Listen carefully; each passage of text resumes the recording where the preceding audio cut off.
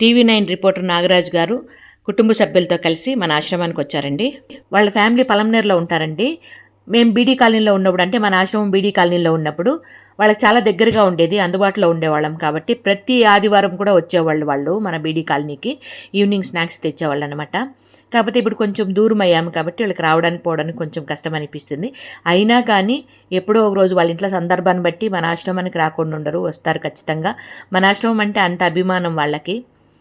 ఈ రకంగా ఈరోజైతే మన వాళ్ళకందరికీ స్నాక్స్ తెచ్చారు. అంటే పుల్లుంట్లు అంటారు కదా, గుంత పొంగనాలు, పుల్లుంట్లు, పొంగనాలు ఇట్లా అంటారు కదా, అవి తెచ్చారనమాట. అంటే నిన్నే ఫోన్ చేశారు నాకు, ఏం తెమ్మంటారు మేడం అన్నట్లుగా. నేనైతే చెప్పాను, ఈవినింగ్ అయితే వాళ్ళకి రసమన్నం పెడతాం మన వాళ్ళకి, మీకు తెలిసిందే కదా సార్.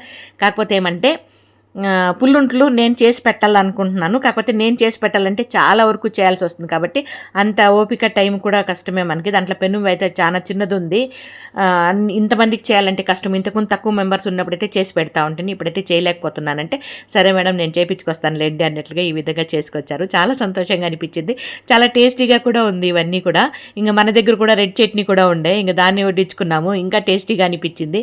వాళ్ళు కూడా 2 రకాల చట్నీలు తెచ్చారు, పుల్లుంట్లు తెచ్చారు, మళ్ళీ కేక్ కటింగ్ పెట్టుకున్నారు. ఈరోజు సందర్భం ఏమంటే వాళ్ళ అబ్బాయి, ఇక్కడ చూస్తున్నారు కదా లైట్ కలర్ షర్ట్ వేసుకున్నాడు కదా, ఆ అబ్బాయి వాళ్ళ అబ్బాయి అనమాట. వాళ్ళకి ఏకైక పుత్రుడు.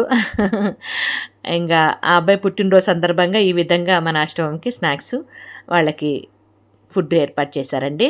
చాలా సంతోషంగా అనిపించింది. మీరందరూ కూడా మనస్ఫూర్తిగా ఆ అబ్బాయిని కూడా దీవించండి. తన పేరు రోహన్ ప్రేమ్, తన పేరు. తనను మీరందరూ కూడా పెద్ద మనసుతో దీవించండి. ఆ బాబు స్కూల్ స్టేజ్లో ఉన్నప్పటి నుండి ఇప్పుడు ఆ బాబు చదువు కంప్లీట్ అయిపోయి ఉద్యోగం చేస్తున్నాడు. ఇంత స్టేజ్ వరకు కూడా మన ఆశ్రమానికి ఈ విధంగా వాళ్ళ వంతు సర్వీస్ చేస్తున్నారనమాట. ఈరోజు కూడా అడిగారు, మీకు ఇక్కడ ఏమైనా అవసరం ఉంటే చెప్పండి మేడం, మేము చేస్తామన్నట్లుగా. చాలా సంతోషము మీ మంచి మనసుకి.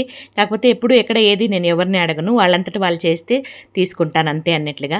ఇంక ఇక్కడైతే మీ అంతటి మీరు అడుగుతున్నారు కాబట్టి ఏమైనా సపోర్ట్ అవసరమా అన్నట్లుగా, సహాయం అవసరమా మీకే అన్నట్లుగా. గుడి కడుతున్నాను కాబట్టి మీరు పెద్ద మనసుతో గొప్ప మనసుతో గుడికి ఏమైనా చేసేటట్టుగా ఉంటే చేయండి. అష్టస్తంభాల గుడి కడుతున్నాను అన్నట్లుగా చెప్పాను. ఇంకా సరే అన్నట్లుగా చెప్పారనమాట.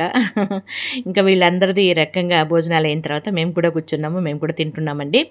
ఇక్కడ భోజనాలు అంటే ఈవినింగ్ టైంలో మన వాళ్ళకి సింపుల్గానే ఫుడ్ ఉంటుంది, రసమన్నం ఉంటుంది, మీకు తెలిసిందే కదా. దానికని వాళ్ళని కూడా సింపుల్గానే తెమ్మని చెప్పాను.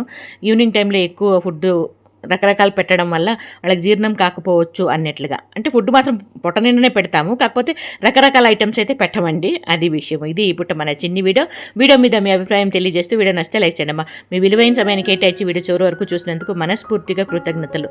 ఓకేనా.